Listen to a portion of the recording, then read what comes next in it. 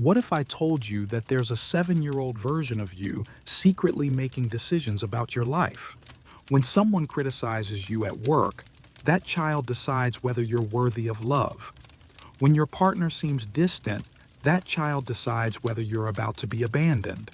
When conflict arises, that child decides whether you fight, flee, or freeze. You think you're an independent adult making rational choices. But the truth is more disturbing. You're being controlled by someone who still believes in monsters under the bed, who thinks love has to be earned, and who's convinced that being too much will make people leave. Here's the uncomfortable truth. You think you're living as an adult, but you're actually being controlled by a child. The child you used to be. And that child is running the show in ways you can't even see. Most of us believe childhood ends when we turn 18, when we move out, when we get our first real job. But psychologist Alice Miller spent decades proving something far more disturbing. Childhood never really ends. It just goes underground. Miller, who wrote The Drama of the Gifted Child, showed that even the most normal childhoods leave invisible wounds that control our adult lives in ways that would shock you. This isn't about obvious abuse or neglect. This is about how a parent's casual comment about your weight when you were 12 still dictates how you see yourself in the mirror today. How the way your family handled conflict, or avoided it, is why you either explode or shut down completely when tensions rise. How the subtle message that your emotions were too much is why you still struggle to trust your own feelings. What if I told you that the relationship patterns you keep repeating, the self-sabotage you can't explain, the anxiety that seems to come from nowhere, what if all of it made perfect sense once you understood the child who's still pulling the strings? What if your past isn't just history, but a living, breathing force shaping every choice you make today? Before we dive deeper into this, if you like content like this, consider subscribing. These videos take a lot of research and time to make, and your support really helps us keep going. So let's start with something that happens to almost everyone, but nobody talks about: emotional time travel. You're in a meeting and your colleague interrupts you. Suddenly, you're not a competent adult. You're the kid whose older sibling always talked over you, whose voice never seemed to matter. Your reaction isn't proportional to what just happened. It's proportional to what happened 20 years ago. Or consider this: you're incredibly successful by any measure, but you can't shake the feeling that you're a fraud. You work twice as hard as everyone else, but you still feel like that child who could never quite meet your parents' expectations. Alice Miller called this the gifted child syndrome.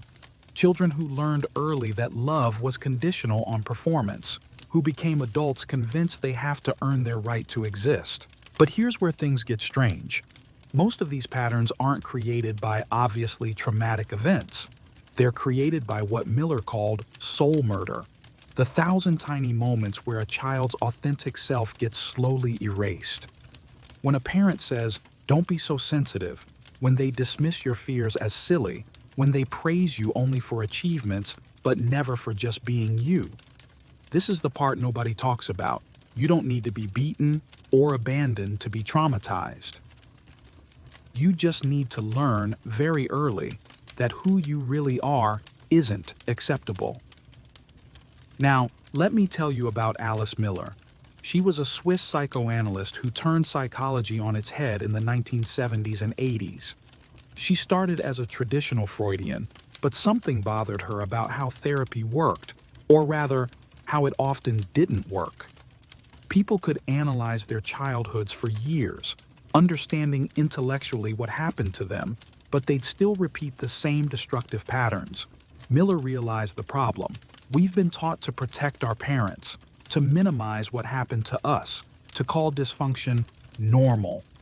She called this poisonous pedagogy, the idea that children exist to meet their parents' emotional needs rather than the other way around.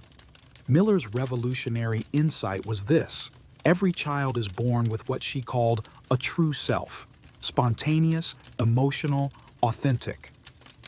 But most children quickly learn that their true self isn't welcome. Maybe their sadness makes mom uncomfortable.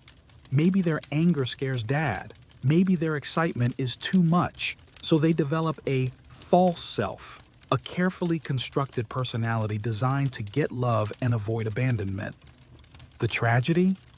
That false self becomes so automatic, so deeply embedded, that most adults have no idea who they really are underneath it.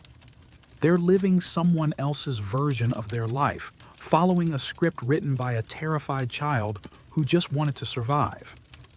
Today, we might call this complex trauma or attachment wounds. But Miller's insight goes deeper than modern therapy often does. She understood that this isn't just about healing, it's about rebellion. At some point, you have to rebel against the voices of your childhood that still tell you who you're supposed to be. Here's how this actually works in your nervous system.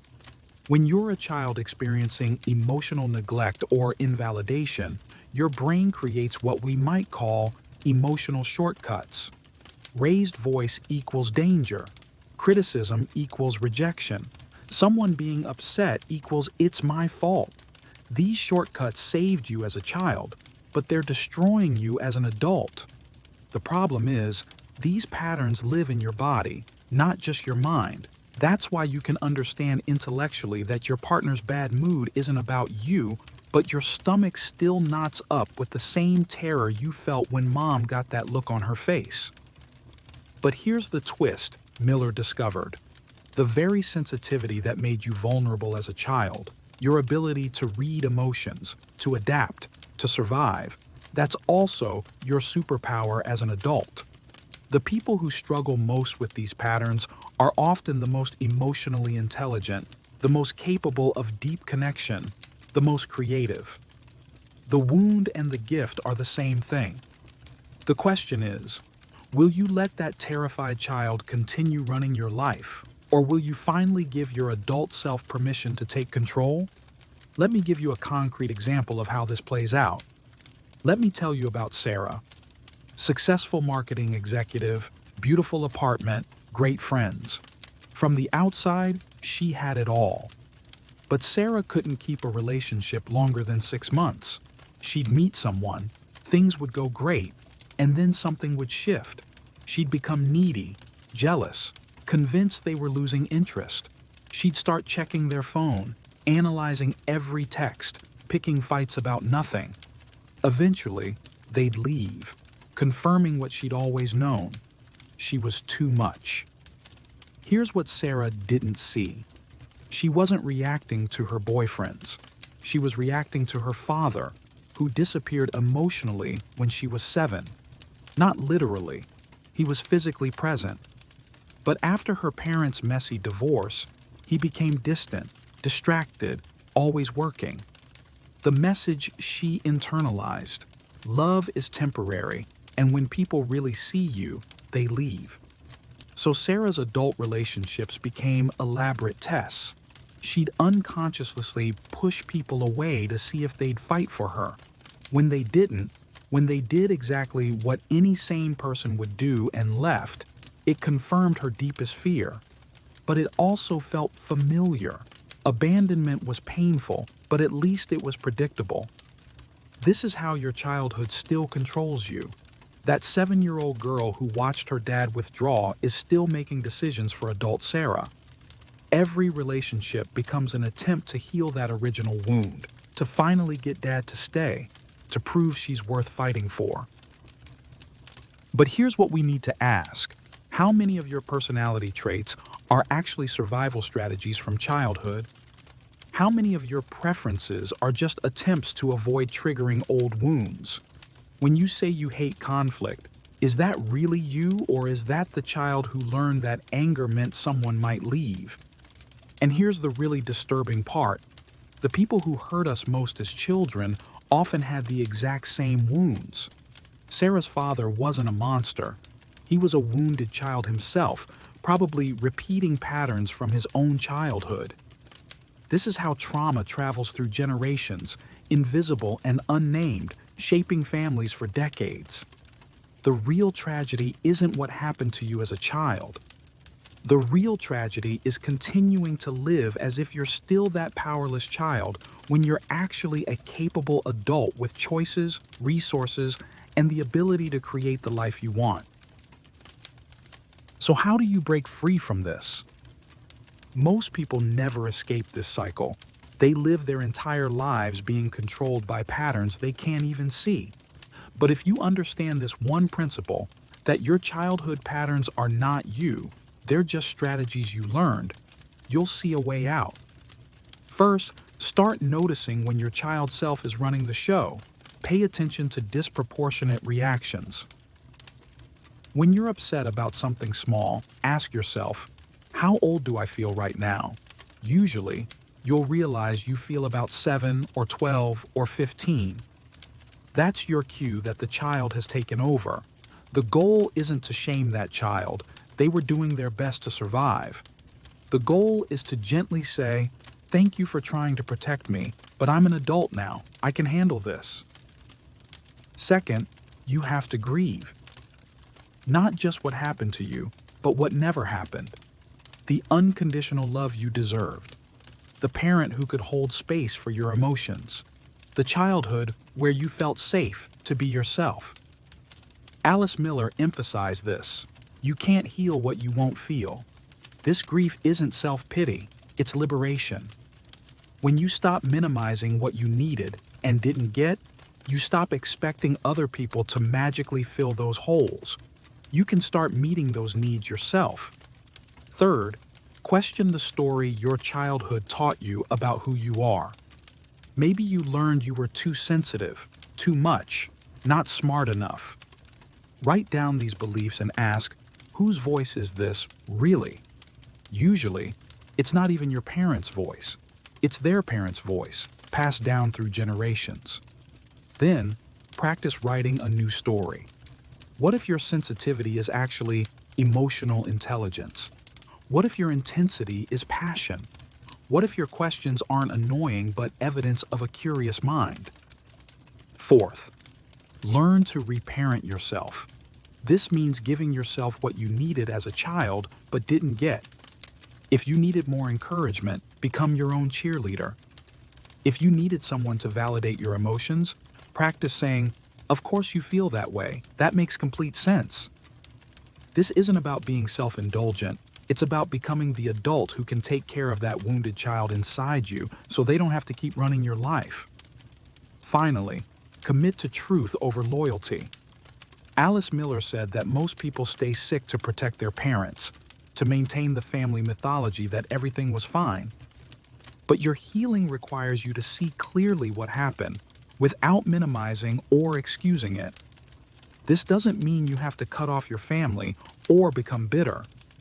It means you stop pretending dysfunction was normal. You stop making excuses for people who hurt you.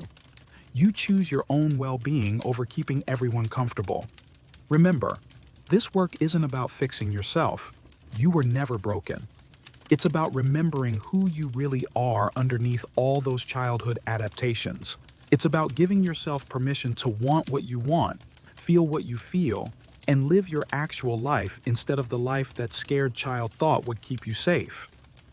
I want to hear from you.